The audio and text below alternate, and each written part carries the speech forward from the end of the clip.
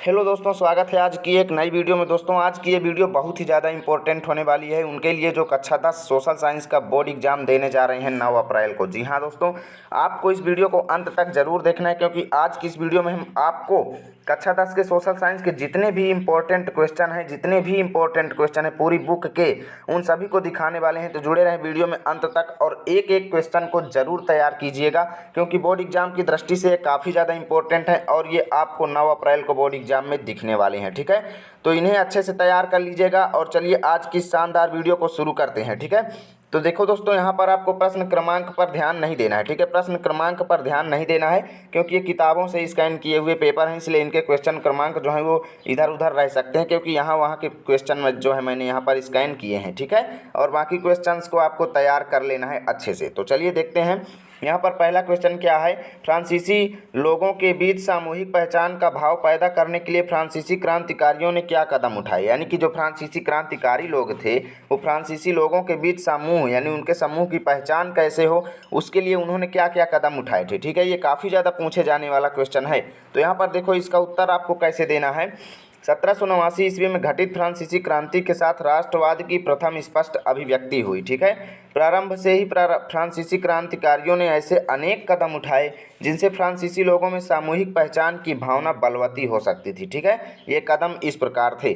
तो ऐसे ही आपको भी एग्जाम में लिखना है अच्छे से पॉइंट दे दे करके, ताकि आपको फुल मार्क्स मिले। ठीक है, और यहाँ पर पहला देखो क्या दिया गया है कि पितृभूमि यानी पिताजी की जो भूमि थी और नागरिक जैसे विचारों ने एक संयुक्त समुदाय के विचार पर जोर दिया, जिसे एक संविधान के अंतर्गत समान अधिकार प्राप्त थे। ठीक है, और यहाँ पर देखो दूसरा क्या कहता है, एक नया फ्रांसीसी झंडा चुना गया। यानी कि जो फ्रांसीसी लोग थे उन्होंने अपना एक नया झंडा बना लिया, जिसने पहले राष्ट्रध्वज की जगह ले लिया। यानी जो पहला था उसको हटा दिया गया और उसकी जगह पर एक नया फ्रांसीसी झंडा चूज कर लिया गया। ठीक है, और देखो तीसरा, स्टेट जनरल का चुनाव सक्रिय नागरिकों के समूह द्वारा किया जाने लगा और उसका नाम बदलकर नेशनल असेंबली कर दिया गया। ठीक है, नई स्तुतियाँ रची गईं, शपथें ली गईं, शहीदों का गुणगान हुआ और यह सब राष्ट्र के नाम पर ही हुआ। ठीक है, और यहाँ पर देखो पांचवा, एक केंद्रीय प्रशासनिक व्यवस्था लागू की गई जिसने अपने भूभाग में रहने वाले सभी नागरिकों के लिए समान कानून बनाए।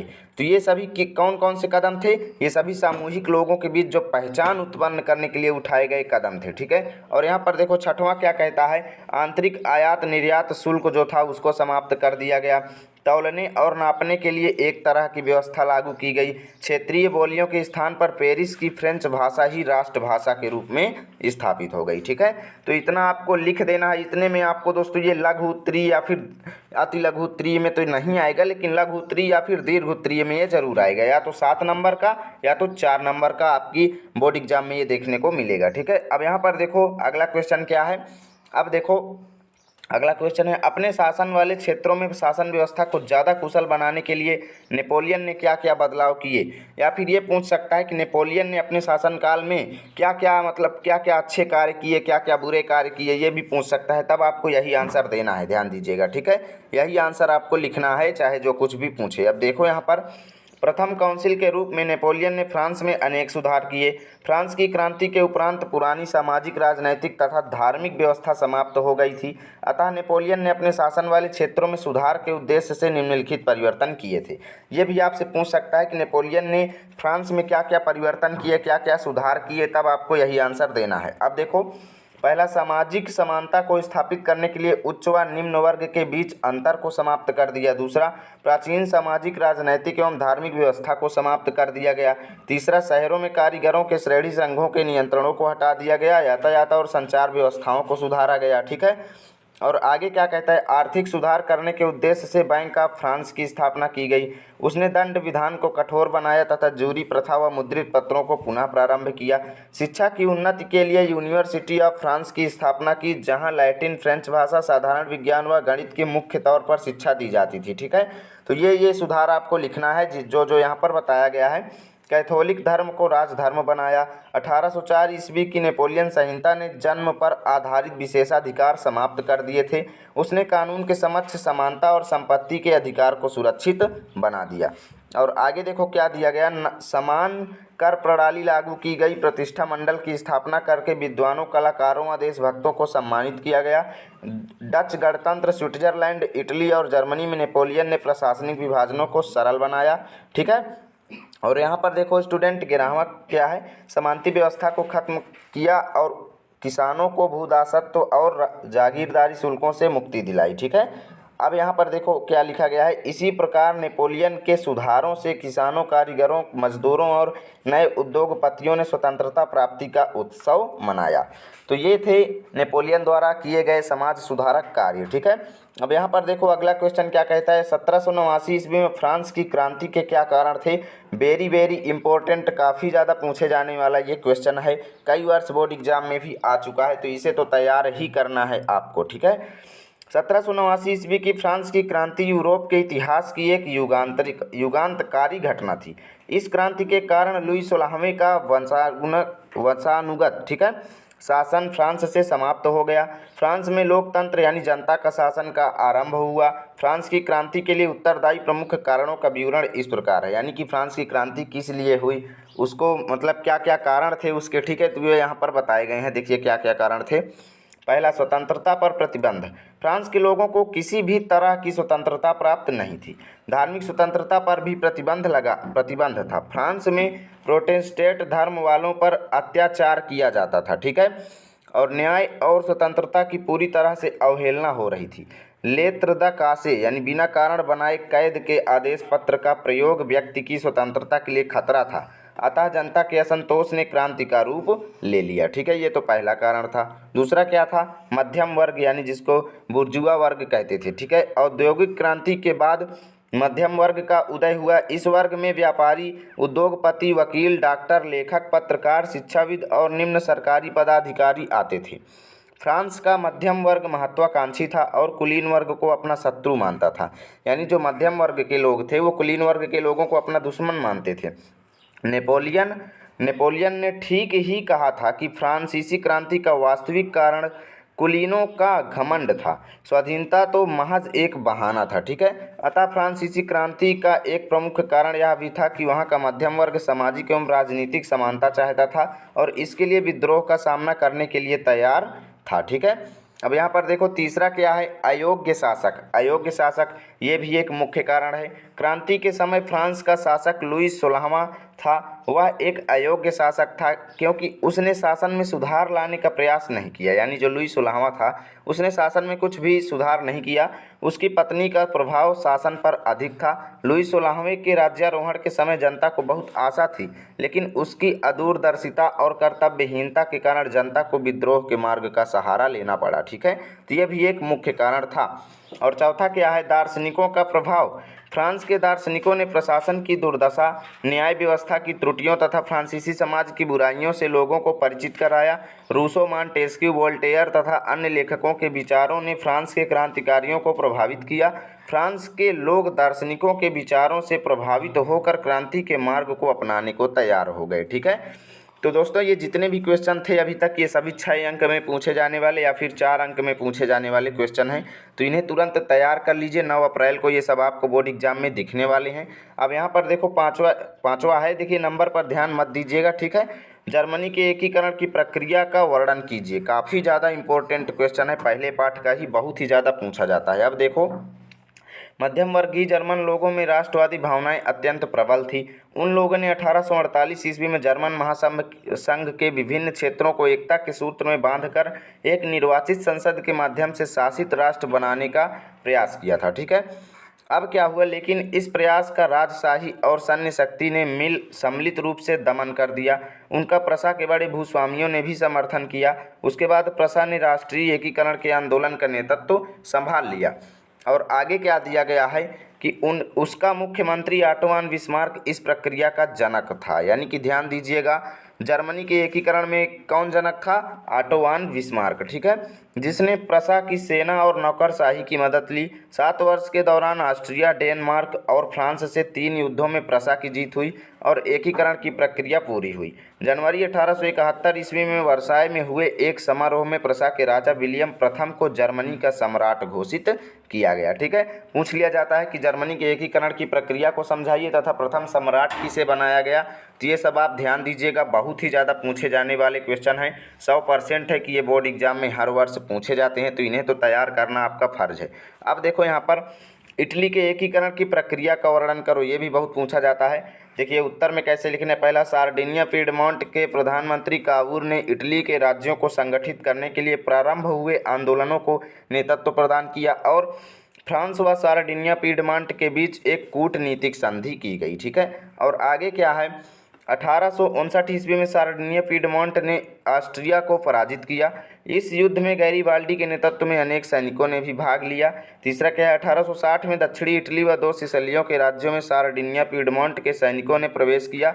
यहाँ पर स्थानीय किसानों की मदद से वे स्पेन को पराजित कर सके। और आगे देखिए यहाँ पर क्या दिया गया है, आगे है चौथा नंबर, 1861 में विक्टर इमैनुएल द्वितीय ने एकीकृत इटली का राज्य घोषित किया और 1870 ईस्वी में यह एकीकरण पूरा हो गया, ठीक है। तो इटली के एकीकरण की प्रक्रिया इतना आपको लिखना है, ये लघु उत्तरीय में आपसे पूछा जाएगा, ये सभी लघु उत्तरीय वाले हैं। अब देखो यहाँ पर फ्रांसीसी क्रांति का यूरोप पर क्या प्रभाव पड़ा, बहुत ही ज़्यादा इंपॉर्टेंट क्वेश्चन है। यूरोप के विभिन्न शहरों में जब फ्रांसीसी क्रांति की खबर पहुंची तो छात्र तथा शिक्षित मध्यम वर्ग के अन्य सदस्य जैकोबिन क्लब की स्थापना करने लगे। उनकी गतिविधियों और अभियानों ने उन फ्रेंच सेनाओं के लिए रास्ता तैयार किया जो 1790 ईस्वी के दशक में हॉलैंड, बेल्जियम, स्विट्जरलैंड और इटली के बड़े इलाकों में घुसी। क्रांतिकारी युद्धों के शुरू होने के साथ ही फ्रांसीसी सेनाएं राष्ट्रवाद के विचारों को विदेशों में ले जाने लगी, ठीक है। तो चलिए चलते हैं अब नेक्स्ट क्वेश्चंस की ओर। तो स्टूडेंट्स हम आ चुके हैं नेक्स्ट क्वेश्चन पर और चलिए इस क्वेश्चन को भी आपको अच्छे से दिखाते हैं। यहाँ पर देखो, गांधी जी ने असहयोग आंदोलन को वापस लेने का फैसला क्यों किया, यानी कि ये बहुत ही ज़्यादा पूछा जाता है कि गांधी जी ने आखिर असहयोग आंदोलन जो चालू किया था इसको फिर वापस उन्होंने क्यों ले लिया, ठीक है। अब देखो 12 फरवरी 1922 ईस्वी को गांधी जी को असहयोग आंदोलन वापस लेना पड़ा। अब क्यों लेना पड़ा ये इसमें बताया गया है। 5 फरवरी 1922 ईस्वी को गोरखपुर के चौरी चौरा नामक स्थान पर लोगों की भीड़ ने पुलिस के थाने में आग लगा दी, जिसमें कई पुलिसकर्मी जलकर मर गए, यानी कई पुलिस अधिकारी जो थे वो मर गए। यह घटना तब घटी जब एक शांतिपूर्ण जुलूस बाजार से गुजर रहा था। तब पुलिस के साथ हिंसक टकराव हुआ। चौरी चौरा की घटना के बाद असहयोग आंदोलन ने हिंसक रूप धारण कर लिया, अतः गांधी जी ने असहयोग आंदोलन वापस लेने की घोषणा कर दी। हिंसा का प्रायश्चित करने के लिए गांधी जी ने 5 दिन तक अनशन किया। 10 मार्च 1922 ईस्वी को सरकार ने गांधी जी को गिरफ्तार कर लिया और उन्हें 6 वर्ष के कारावास की सजा दे दी, ठीक है। अब आगे देखो, यहाँ पर स्टूडेंट्स हम आ चुके हैं नेक्स्ट क्वेश्चन पर। तो असहयोग आंदोलन वाला क्वेश्चन आपको जरूर तैयार कर लेना है। अब देखो, पूना पैक्ट और उसके प्रावधान बताइए, यानी कि पूना पैक्ट क्या था, इसकी 2 शर्तें भी आपसे पूछ लेता है, तब आपको यही उत्तर देना है। सितंबर 1932 ईस्वी में अंबेडकर ने गांधी जी से सहमति प्रकट करते हुए पूना पैक्ट पर हस्ताक्षर किए। इस समझौते से दलित वर्गों यानी अनुसूचित जाति के प्रांतीय और केंद्रीय विधायी परिषदों में आरक्षित सीटें मिल गईं। हालांकि उनके लिए मतदान सामान्य निर्वाचन क्षेत्रों में ही होता था, ठीक है। अब देखो स्टूडेंट्स, यहाँ पर most important question, very very very very very important, कितने बार कहें कि वेरी इंपॉर्टेंट, ठीक है। अब देखो, प्रथम विश्व युद्ध का भारतीय अर्थव्यवस्था पर प्रभाव बताइए। बहुत ही ज़्यादा पूछे जाने वाला क्वेश्चन है, इसे तो आपको तैयार करके ही एग्जाम देने जाना है, या फिर आप अच्छे से इसे समझ लीजिए, रटने के चक्कर में मत पड़िए, बहुत बड़ा आंसर है, तब आप इसे अच्छे से समझ लीजिए, ठीक है। अब देखो, प्रथम विश्व युद्ध ने भारतीय समाज और अर्थव्यवस्था को बड़े पैमाने पर प्रभावित किया। इन प्रभावों का विवरण इस प्रकार है भाई, क्या प्रभाव डाला प्रथम विश्व युद्ध ने, वो यहाँ पर बताया गया है। उस समय पड़े अकाल और महामारी यानी प्लेग महामारी जो आ गई थी और के कारण बड़ी संख्या में लोगों की मृत्यु हो गई, ठीक है। 1921 ईस्वी की जनगणना के आंकड़ों के अनुसार अकाल और महामारी के चलते 130 लाख लोग मारे गए थे, ठीक है, लगभग 130 लाख। दूसरा क्या था, गाँव में सिपाहियों को जबरन भर्ती किया गया, जिसके कारण ग्रामीण इलाकों में व्यापक गुस्सा था। ठीक है, यानी कि जब भाई गांव के लोगों को ज़बरदस्ती सिपाही बनाया गया तो वहाँ पर जबरन उनको भर्ती किया गया सेना में, इसके लिए ग्रामीण इलाकों में बहुत ही गुस्सा छाया हुआ था। 1918, 19 और 1920 से 21 में देश के बहुत सारे हिस्सों की फसलें खराब हो गई, जिसके कारण खाद्य पदार्थों की भारी अभाव पैदा हो गया। ठीक है, अब स्टूडेंट्स यहाँ पर देखो चौथा, इसके कारण रक्षा व्यय में भी भारी इजाफा हुआ, यानी कि रक्षा व्यय यानी कि जो सेना के रखरखाव में जो खर्चा होता था उसमें बहुत ही ज़्यादा वृद्धि हुई। इस खर्चे की भरपाई करने के लिए युद्ध के नाम पर कर्जे लिए गए और करों में भी वृद्धि कर दी गई। ठीक है, सीमा शुल्क बढ़ा दिया गया और आयकर शुरू कर दिया गया। युद्ध के दौरान कीमतें तेजी से बढ़ रही थी। 1913 से 18 के बीच कीमतें दोगुनी हो चुकी थी, जिसके कारण आम लोगों की मुश्किलें बढ़ गई थी। ठीक है, तो ये थे कुछ इफेक्ट जो प्रथम विश्व युद्ध ने हमारे देश पर डाला था। ठीक है, अब देखो अगला क्वेश्चन क्या है, महात्मा गांधी ने 1931 ईस्वी में सविनय अवज्ञा आंदोलन को क्यों वापस लिया? बहुत ही ज़्यादा पूछे जाने वाला ये भी क्वेश्चन है। उत्तर देखो, गांधी इरविन समझौते के तहत गांधी जी ने 1931 ईस्वी में निम्न कारणों से सविनय अवज्ञा आंदोलन वापस ले लिया। पहला, सरकार की नीतियों से त्रस्त मजदूरों ने अंग्रेजी शासन के प्रतीक पुलिस चौकियों, नगर पालिका भवनों, न्यायालयों और रेलवे स्टेशनों पर हमले शुरू कर दिए। सरकार की दमनकारी नीति के तहत शांतिपूर्ण सत्याग्रहियों पर हमले किए गए। औरतों और बच्चों का भी उत्पीड़न किया गया। लगभग 1 लाख लोग गिरफ्तार किए गए। ठीक है, यानी कि किसके कारण? गांधी इरविन समझौता की वजह से ये सब हुआ था, सविनय अवज्ञा आंदोलन वापस लिया गया था। अब यहाँ पर देखो क्या है, सरकार राजनीतिक बंदियों को मुक्त करने पर सहमत हो गई थी। ठीक है, और आगे देखो, आगे हम आ चुके हैं नेक्स्ट पेज पर और नेक्स्ट क्वेश्चन आपके सामने है। यहाँ पर देखो, गांधी जी द्वारा संचालित चंपारण, खेड़ा और अहमदाबाद में सत्याग्रह का वर्णन करो। देखो, ये तो ऐसे पूछा जाता है या फिर ऐसे भी पूछा जा सकता है कि गांधी जी द्वारा चलाए गए आंदोलनों का वर्णन कीजिए। ठीक है, या फिर ऐसे भी पूछा जा सकता है कि गांधी जी ने कौन कौन से आंदोलन चलाए, सत्याग्रह आंदोलन कौन कौन से चलाए, उनका विस्तृत वर्णन करो। ठीक है, तब आपको यही आंसर देना है। और ये जब भी आएगा कन्फर्म है, ये 6 अंक का क्वेश्चन आएगा। जब भी आएगा यानी ये आया अगर तो 6 अंक का आएगा, इससे कम का ये आने वाला नहीं है। ठीक है, अब यहाँ पर देखो, चंपारण सत्याग्रह ये हुआ था 1917 में। ठीक है, चंपारण यानी बिहार, चंपारण कहाँ स्थित है? बिहार में। बिहार में नील की खेती करने वाले किसानों पर बगान मालिक बहुत अत्याचार करते थे। किसानों को अपनी उपज को जमींदारों द्वारा निश्चित दरों पर बेचना पड़ता था। चंपारण के किसानों ने दक्षिण अफ्रीका में गांधी जी के सत्याग्रहों के बारे में सुन रखा था, इसलिए उन्होंने गांधी जी को चंपारण आने को आमंत्रित किया। क्योंकि वहाँ के जो किसान थे चंपारण के, वो गांधी जी जैसे ही दक्षिण अफ्रीका पर अपना प्रकोप चालू किए तो वो उनके बारे में सुने थे, इसलिए उन्होंने वहाँ पर उनको आमंत्रित किया। गांधी जी 1917 ईस्वी में डॉक्टर राजेंद्र प्रसाद, जेबी कृपलानी और महादेव देसाई के साथ चंपारण पहुंचे। ठीक है, यहाँ उन्हें किसानों की स्थिति देखने के बाद बहुत दुख हुआ। सरकार गांधी जी की कार्रवाई से घबरा गई और उन्हें चंपारण छोड़ने का आदेश दिया, परंतु गांधी जी ने आदेश की अवहेलना की और अपनी गतिविधियों को जारी रखा। सरकार ने जनता के क्रोध को देखते हुए अपना आदेश वापस ले लिया। ठीक है, अपना आदेश उन्होंने वापस ले लिया। इसके बाद किसानों की स्थिति की जांच के लिए एक समिति नियुक्त की गई। गांधी जी को इस जांच समिति का सदस्य बनाया गया। किसानों की स्थिति को सुधारने के लिए आवश्यक कदम उठाए गए। इस प्रकार चंपारण में गांधी जी के सत्याग्रह का प्रथम प्रयोग जो था वो सफल हुआ। ठीक है, अब देखो दूसरा क्या है, खेड़ा सत्याग्रह। खेड़ा सत्याग्रह 1918 में हुआ। खेड़ा यानी कहाँ पर स्थित है? गुजरात में। ठीक है, गुजरात के खेड़ा में या फिर खेड़ा गुजरात में किसानों की दयनीय दशा को देखकर गांधी जी ने सत्याग्रह करने का निश्चय किया। खेड़ा के किसानों ने भूमि कर देने से मना कर दिया। सरदार वल्लभ भाई पटेल ने इस आंदोलन में महत्वपूर्ण भूमिका निभाई। ठीक है, किसने निभाई? सरदार वल्लभ भाई पटेल ने। अंततः ब्रिटिश सरकार को किसानों के सम्मुख झुकना पड़ा और यह निर्णय लिया गया कि जो किसान कर देने में सक्षम हैं वे कर दें और जो कर देने में असमर्थ हैं उन्हें सरकार की ओर से कर ना देने की छूट प्रदान कर दी गई है। यानी कि कर को कुछ लोगों का माफ़ कर दिया गया, जो सक्षम लोग थे वो कर दें और जो नहीं थे उनका माफ़ कर दिया गया। इसके बाद यह आंदोलन समाप्त हो गया, लेकिन इससे आगे राष्ट्रीय आंदोलन को एक नया मार्ग मिल गया। सरदार वल्लभ भाई पटेल और महात्मा गांधी को इस सफलता से काफ़ी लाभ हुआ। उनका आत्मविश्वास बढ़ा और वे राष्ट्रीय आंदोलनों में सक्रिय होते गए। ठीक है, यानी कि उनका जो मानसिक प्रभाव था वो भी बढ़ गया और इसीलिए वो और आगे सत्याग्रह आंदोलन बढ़ाने लगे। अब देखो तीसरा क्या हुआ, अहमदाबाद सत्याग्रह। ठीक है, ये भी 1918 में ही किया गया। अहमदाबाद यानी कहाँ पर स्थित है, गुजरात में। कपड़ा मिल मालिकों और मजदूरों में संघर्ष हो गया। मजदूर अपने वेतन में वृद्धि के लिए प्रयासरत थे। ठीक है, मिल मालिकों द्वारा ऐसा करने से मना करने पर मजदूरों ने हड़ताल कर दी। गांधी जी ने मजदूरों की मांग को उचित बताया और मजदूरों के वेतन में वृद्धि की सिफारिश की। गांधी जी ने मजदूरों को परामर्श दिया कि वे अपने मांग को पूरा करवाने के लिए हिंसा का आश्रय न लें। ठीक है, और आगे क्या हुआ दोस्तों, आगे यहाँ पर क्या हुआ कि 1918 ईस्वी में गांधी जी ने अहमदाबाद के मजदूरों की मांग के लिए आमरण अनशन प्रारंभ कर दिया। हड़ताल के चौथे दिन मिल मालिकों ने उनकी मांगों को स्वीकार कर लिया और हड़ताल समाप्त हो गई। गांधी जी ने जनता को यह संदेश दिया कि अहिंसावादी आंदोलनों के द्वारा हम अपने उद्देश्य में सफल हो सकते हैं।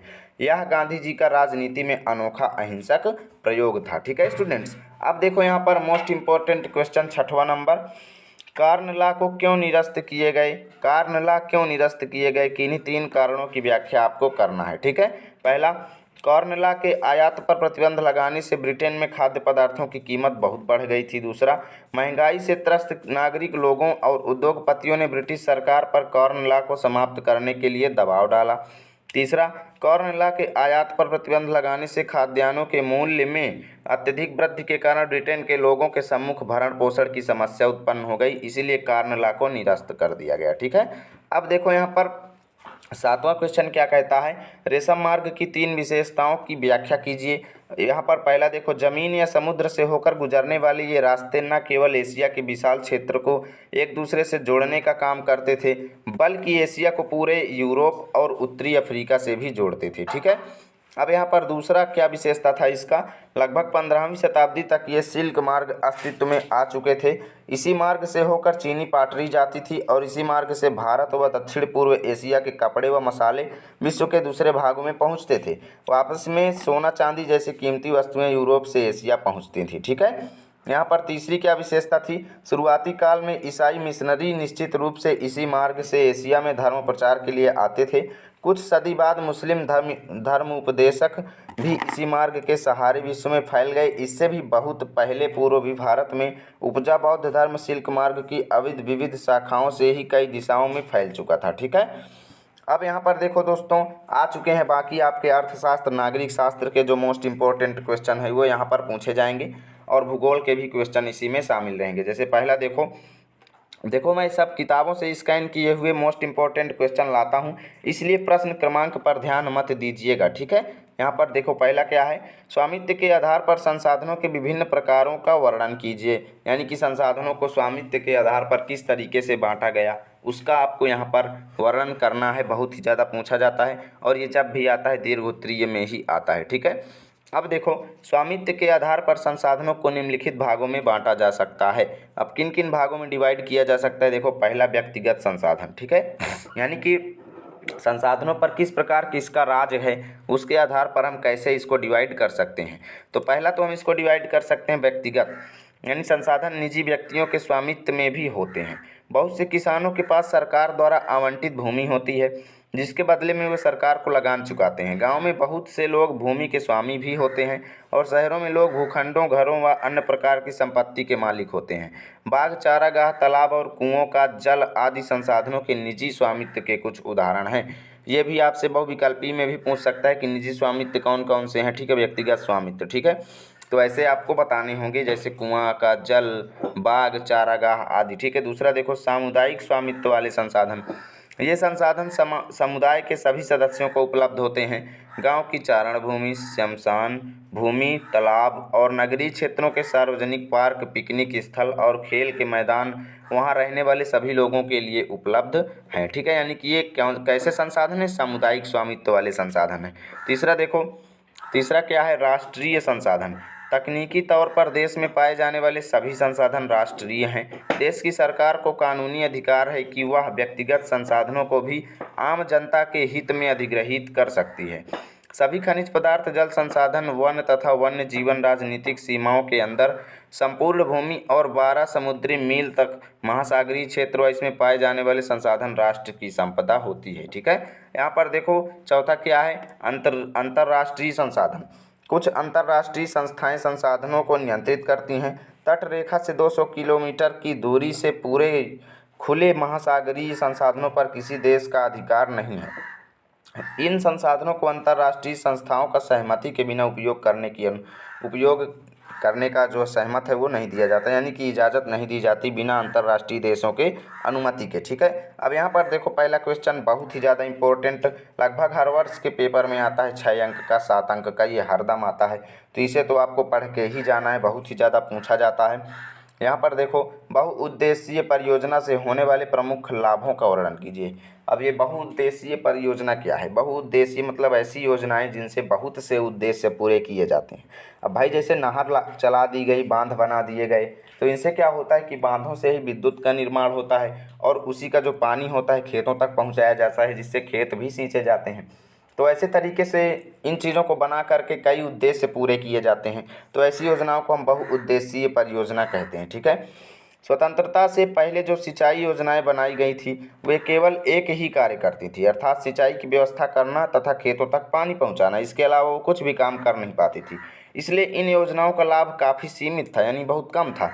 किंतु स्वतंत्रता के बाद बनाई गई अलग अलग परियोजनाओं के बहुमुखी उद्देश्य यानी बहुत से उद्देश्य होते हैं, इसलिए इससे अनेक लाभ भी होते हैं, जैसे निम्नलिखित हैं, यानी कि बहुत से लाभ होते हैं। क्या क्या लाभ होते हैं बहुउद्देशीय परियोजनाओं से, इन्हें देख लीजिएगा अच्छे से। ठीक है, पहला देखो, इन परियोजनाओं से जल संग्रहण तथा भंडारण में सहायता मिलती है, जिसे हम सिंचाई आदि कार्य के लिए प्रयोग कर सकते हैं। जैसे राजस्थान नहर में सतलुज नदी का पानी सिंचाई के लिए उपयोग में लाया जाता है। ठीक है, एग्जाम्पल भी आपको साथ साथ देते जाना है। दूसरा देखो, बहुमुखी परियोजनाओं से बाढ़ रोकने में सहायता मिलती है। जैसे दामोदर नदी को पहले बंगाल का शोक कहा जाता था। ठीक है, बंगाल का शोक किसे कहा जाता था? दामोदर नदी को, क्योंकि इस नदी की बाढ़ें पश्चिम बंगाल के लोगों को दुख का कारण बनती थी, किंतु दामोदर परियोजना के निर्माण के बाद बाढ़ पर नियंत्रण पा लिया गया है। ठीक है, तो आप देख सकते हो कि बहुमुखी परियोजनाओं से कितना कितना लाभ हो सकता है, बाढ़ भी रोकी जा सकती है। ये परियोजनाएं जल विद्युत के विकास में भी अनेक प्रकार से सहायक होती हैं। वर्षा के दिनों में यह बड़ी मात्रा में पानी एकत्र कर लेते हैं, जिससे पूरे वर्ष जल विद्युत प्राप्त होती रहती है।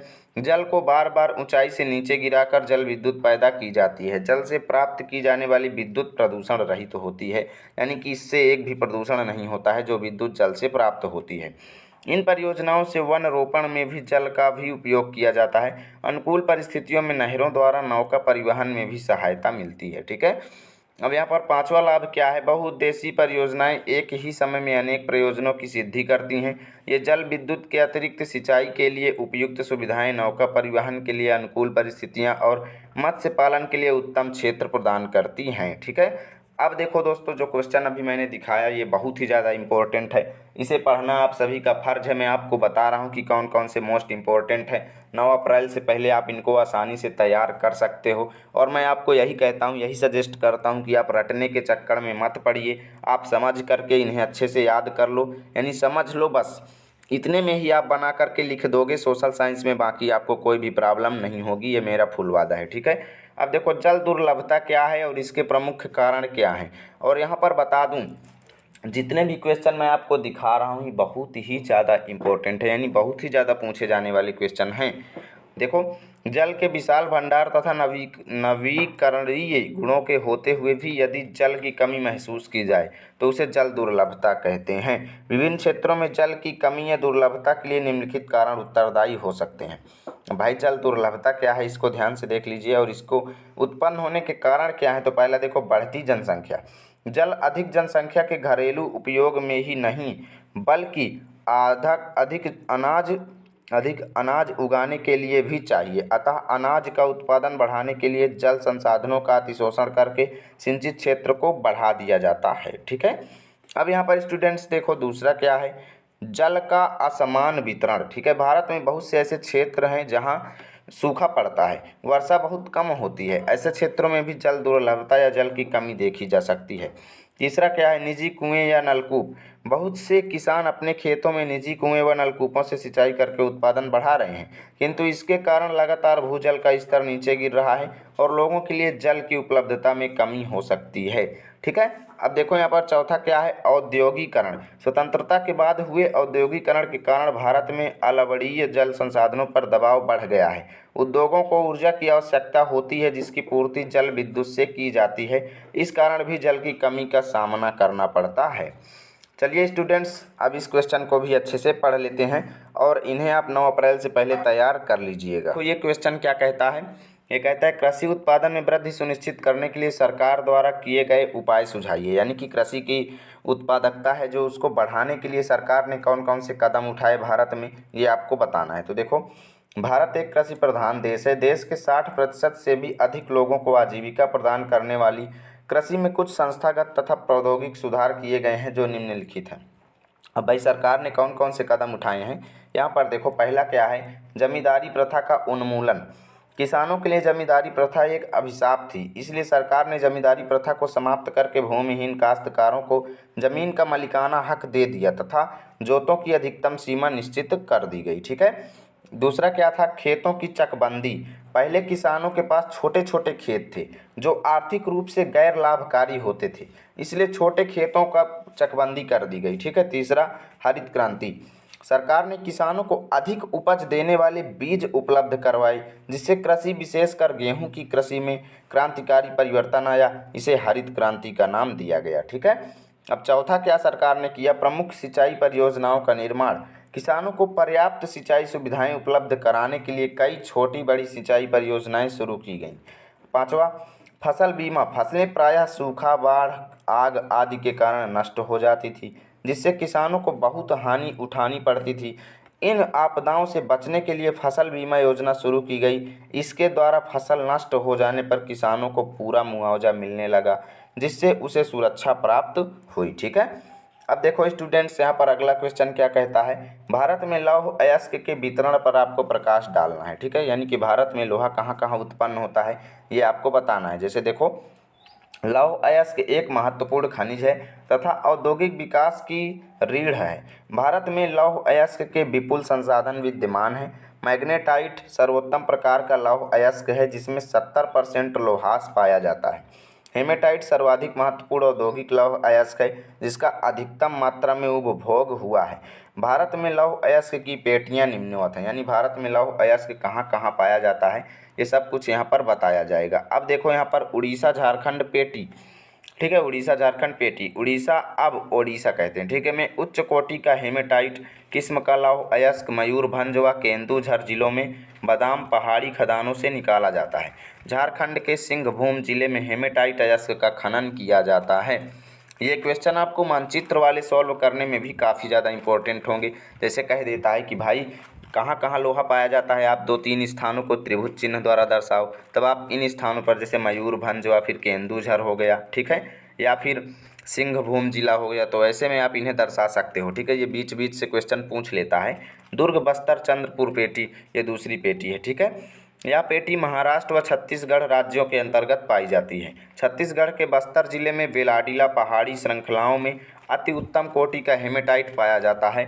इन खदानों का लौह अयस्क विशाखापट्टनम पत्तन से जापान तथा दक्षिण कोरिया को निर्यात किया जाता है। अब यहाँ पर देखो अगला क्या है तीसरा, बेलारी चित्रदुर्ग या चिकमंगलूर तुमकर पेटी। ठीक है। कर्नाटक की इस पेटी में लौह अयस्क की बृहत राशि संचित है। कर्नाटक में पश्चिमी घाट में अव्यवस्थित कुद्रमुखी तिखाने 7% निर्यात इकाइयाँ हैं। ठीक है। और यहाँ पर देखो स्टूडेंट्स, चौथा क्या कहता है? महाराष्ट्र गोवा पेटी। यह पेटी गोवा तथा महाराष्ट्र राज्य के रत्नागिरी जिले में स्थित है। यद्यपि यहाँ का लोहा उत्तम प्रकार का नहीं है, तब भी इसकी दक्षता से दोहन किया जाता है। मारमागांव पत्तन से इसका निर्यात किया जाता है। ठीक है। अब स्टूडेंट्स देखो यहाँ पर अगला क्वेश्चन क्या है? परिवहन तथा संचार के साधन किसी देश की जीवन रेखा तथा अर्थव्यवस्था क्यों कहे जाते हैं? यानी कि परिवहन है या फिर संचार के साधन है, ये किसी देश की जीवन रेखा क्यों है, किसी देश को ये अमर किस तरीके से बनाते हैं, ये आपको बताना होता है। वस्तुओं, सेवाओं तथा लोगों को एक स्थान से दूसरे स्थान तक ले जाना परिवहन कहलाता है। यह परिवहन 3 महत्वपूर्ण क्षेत्रों से किया जाता है, स्थल, जल और वायु से। ठीक है। संचार के साधन वे साधन हैं जिनका प्रयोग एक स्थान से दूसरे स्थान तक संदेश भेजने के लिए किया जाता है। ये दोनों ही किसी देश की जीवन रेखा कहे जाते हैं, क्योंकि इस तरीके से लिखने के बाद अब आपको मुख्य कारण देना है कि किस लिए संचार के साधन और परिवहन किसी देश की जीवन रेखा है। पहला देखो, एक देश के विकास की गति वस्तुओं तथा सेवाओं के उत्पादन के साथ उनके एक स्थान से दूसरे स्थान तक वाहन की सुविधाओं पर भी निर्भर करता है। इसलिए सक्षम परिवहन के साधन तीव्र विकास हेतु पूर्व अपेक्षित हैं। दूसरा, भारत अपने विशाल आकार, विविधताओं, भाषाई तथा सामाजिक व सांस्कृतिक बहुलताओं के बावजूद संसार के सभी क्षेत्रों से सुचारू रूप से जुड़ा है। इसका कारण अच्छे परिवहन तथा संचार के साधन हैं। ठीक है। तीसरा क्या है, सक्षम व तीव्र गति वाले परिवहन से आज संसार एक बड़े गांव में परिवर्तित हो गया है।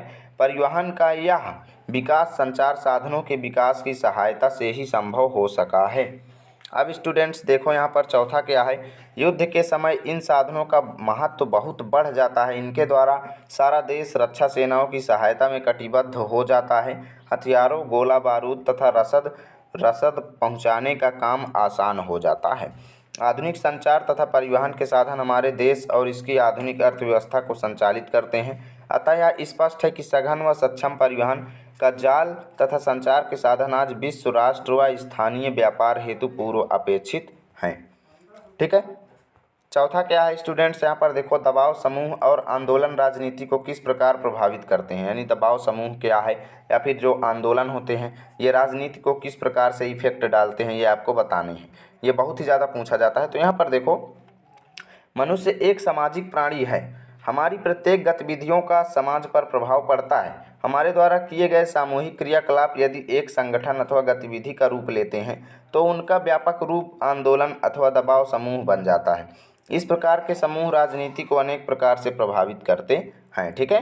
अब यहाँ पर देखो, आंदोलन तथा दबाव समूह अपने लक्ष्य प्राप्ति एवं संबंधित गतिविधियों के लिए जनमानस का समर्थन तथा सहानुभूति प्राप्त करने हेतु भरसक प्रयत्न करते हैं। इस प्रकार के समूह जन संचार माध्यमों को भी प्रभावित करने को चेष्टा करते हैं, जिससे कि संचार माध्यमों द्वारा उनके आंदोलनों को अधिक लोकप्रियता प्राप्त हो सके। और यहाँ पर देखो क्या दिया गया है, दबाव समूह अधिकतर हड़ताल, धरना प्रदर्शन तथा सरकारी कार्यों को बाधित करने के प्रयासों का आश्रय लेते हैं। व्यापारी वर्ग अधिकृत व्यावसायिक लाभिष्ट नियुक्त करते हैं अथवा बहुमूल्य विज्ञापनों को प्रायोजित करते हैं। दबाव समूह अथवा आंदोलनकारी समूह के कुछ व्यक्ति प्रशासन के परामर्श समितियों तथा अधिकारी निकायों में प्रतिभागिता करते हैं। देखो, ये दबाव समूह का क्वेश्चन बहुत इंपॉर्टेंट है, बहुत ही ज़्यादा पूछा जाता है और ये 6 अंक का ही पूछा जाता है। यद्यपि दबाव समूह तथा जन आंदोलन दलीय राजनीति में प्रत्यक्ष रूप से प्रतिभागी नहीं होते, किंतु राजनीतिक दलों को वह प्रभावित करना चाहते हैं। इस प्रकार के समूह किसी राजनीतिक दल से संबंधित नहीं होते, किंतु उनका भी एक राजनीतिक पक्ष नहीं होता है, एक विचारधारा होती है। अतः अनेक रूपों में दबाव समूह तथा राजनीति एक दूसरे को प्रभावित करते हैं। अब यहाँ पर देखो क्या है, अनेक कारणों से, ठीक है, अनेक कारणों से तो दबाव समूहों का जन्म ही राजनीतिक दलों द्वारा होता है तथा कुछ दबाव समूह राजनीतिक दलों की एक शाखा के रूप में ही कार्यरत हैं। भारत के अनेक मजदूर संगठन, छात्र संगठन, कृषक आंदोलन या तो बड़े बड़े राजनीतिक दलों द्वारा ही बनाए जाते हैं अथवा उनकी संबद्धता राजनीतिक दलों से किसी न किसी प्रकार से होती है। ठीक है। अब यहाँ पर देखो स्टूडेंट्स, मोस्ट इम्पोर्टेंट क्वेश्चन, राजनीतिक दलों के किन्हीं 5 कार्यों का वर्णन करो। बहुत ही ज़्यादा पूछा जाता है। तो राजनीतिक दलों के 5 कार्य निम्नलिखित हैं। अब कौन कौन से कार्य निम्नलिखित हैं, देखो यहाँ पर पहला क्या है, राजनीतिक दल चुनाव लड़ते हैं। ये चुनाव लोकतांत्रिक देशों में राजनीतिक दलों द्वारा खड़े किए गए उम्मीदवारों के बीच लड़े जाते हैं। ठीक है। राजनीतिक दल देश के कानून के निर्माण में निर्णायक भूमिका निभाते हैं, क्योंकि विधायिका के सदस्य किसी न किसी राजनीतिक दल से संबंधित होते हैं। और यहाँ पर क्या कहा गया है, तीसरा, चुनाव में बहुमत मिलने पर राजनीतिक दल सरकार का गठन करते हैं। चुनाव में हारने वाले राजनीतिक दल विपक्ष की भूमिका निभाते हैं। राजनीतिक दल जनता के समक्ष जाकर अपना जनमत तैयार करते हैं। ठीक है, मोस्ट इम्पोर्टेंट था। अब यहाँ पर देखो, लोकतंत्र के लिए जरूरी पहलुओं का वर्णन कीजिए। यानी कि लोकतंत्र के लिए कौन कौन से पहलू मोस्ट इम्पोर्टेंट हैं। तो यहाँ पर देखो, लोकतंत्र के लिए कुछ जरूरी पहलू निम्नलिखित हैं। पहला है लोकतांत्रिक अधिकार। लोकतंत्र का प्रमुख पहलू है। यह अधिकार सिर्फ वोट देने, चुनाव लड़ने और राजनीतिक संगठन बनाने भर के लिए नहीं है। इसमें सामाजिक और आर्थिक अधिकारों को शामिल करते हैं, जिन्हें लोकतांत्रिक शासन को अपने नागरिकों को देना ही चाहिए। ठीक है। और यहाँ पर देखो, दूसरा क्या है, सत्ता में हिस्सेदारी को लोकतंत्र की भावना के अनुकूल माना गया है। इस प्रकार सरकारों और सामाजिक समूहों के बीच सत्ता की साझेदारी लोकतंत्र के लिए जरूरी है। अब यहाँ पर देखो, तीसरा क्या है, तीसरा है लोकतंत्र बहुमत की तानाशाही या क्रूर शासन व्यवस्था नहीं हो सकता। और अल्पसंख्यक आवाज़ों का आदर करना लोकतंत्र के लिए बहुत जरूरी है। चौथा, समाज में विद्यमान हर प्रकार के भेदभाव को मिटाना लोकतांत्रिक व्यवस्था का महत्वपूर्ण काम है। और यहाँ पर पांचवा है लोकतांत्रिक व्यवस्था में हमें कुछ न्यूनतम नतीजों की उम्मीद करनी ही चाहिए। ठीक है, तो देखो स्टूडेंट्स, यहाँ पर इतने क्वेश्चन मैंने बताए और चलिए आगे के भी क्वेश्चन देखते हैं। अब देखो दोस्तों, ये क्वेश्चन क्या कहता है, प्रच्छन्न बेरोजगारी से आप क्या समझते हैं। ठीक है, प्रच्छन्न बेरोजगारी से आप क्या समझते हैं। शहरी एवं ग्रामीण क्षेत्रों से उदाहरण देकर आपको व्याख्या करना है प्रच्छन्न बेरोजगारी क्या है। प्रच्छन्न बेरोजगारी से अभिप्राय ऐसी परिस्थिति से है जिसमें लोग प्रत्यक्ष रूप से काम करते दिखाई दे रहे हैं किंतु वास्तव में उनकी उत्पादकता शून्य होती है। अर्थात यदि उन्हें काम से हटा दिया जाए तो भी कुल उत्पादकता पर कोई इफेक्ट नहीं पड़ता। भारत के गाँव में कृषि क्षेत्रों में बड़े पैमाने पर प्रच्छन्न बेरोजगारी पाई जाती है। जैसे भूमि के एक छोटे से टुकड़े पर ज़रूरत से ज़्यादा श्रमिक काम करते हैं क्योंकि उनके पास कोई और काम नहीं होता। इससे प्रच्छन्न बेरोजगारी की स्थिति पैदा होती है। इसी प्रकार शहरों में प्रच्छन्न बेरोजगारी छोटी दुकानों में तथा छोटे व्यवसायों में पाई जाती है। ठीक है, अब यहाँ पर देखो दोस्तों, अंतिम लास्ट और अंतिम मोस्ट इम्पोर्टेंट क्वेश्चन, इसे आप तैयार कर लीजिए। 9 अप्रैल को आपके एग्जाम में ये दिखने वाले हैं। ठीक है, खुली बेरोजगारी एवं प्रच्छन्न बेरोजगारी के बीच विभेद कीजिए, यानी अंतर आपको बताना है। खुली बेरोजगारी वह परिस्थिति जिसमें किसी देश में श्रम शक्ति तो अधिक होती है किंतु औद्योगिक ढांचा छोटा होता है। वह सारी श्रम शक्ति को नहीं खपा पाता, अर्थात श्रमिक काम करना चाहता है किंतु उसे काम नहीं मिलता। यह बेरोजगारी भारत के अधिकतर औद्योगिक क्षेत्रों में पाई जाती है। और यहाँ पर देखो क्या दिया गया है, प्रच्छन्न या गुप्त बेरोजगारी वह परिस्थिति जिसमें व्यक्ति काम में लगे हुए दिखाई देते हैं किंतु वास्तव में बेरोजगार होते हैं। जैसे भूमि के किसी टुकड़े पर 8 लोग काम कर रहे हैं किंतु उत्पादन उतनी ही हो रही है जितना 5 लोगों के काम करने से होता है। ऐसे में 3 अतिरिक्त व्यक्ति जो काम में लगे हुए वह छुपे हुए बेरोजगार हैं क्योंकि उनके पास काम से उत्पादन पर कोई प्रभाव नहीं पड़ता। ठीक है, तो ये थे आज के मोस्ट इम्पोर्टेंट क्वेश्चन। इन्हें आप 9 अप्रैल से पहले ज़रूर तैयार कर लेना। यदि वीडियो अच्छा लगा है तो लाइक कीजिए, चैनल पर पहली बार आए हो तो सब्सक्राइब कीजिए, जिससे नए नए वीडियो आप तक सबसे पहले पहुंचेंगे। मिलते हैं आपके साथ नेक्स्ट वीडियो में, तब तक के लिए जय हिंद जय भारत।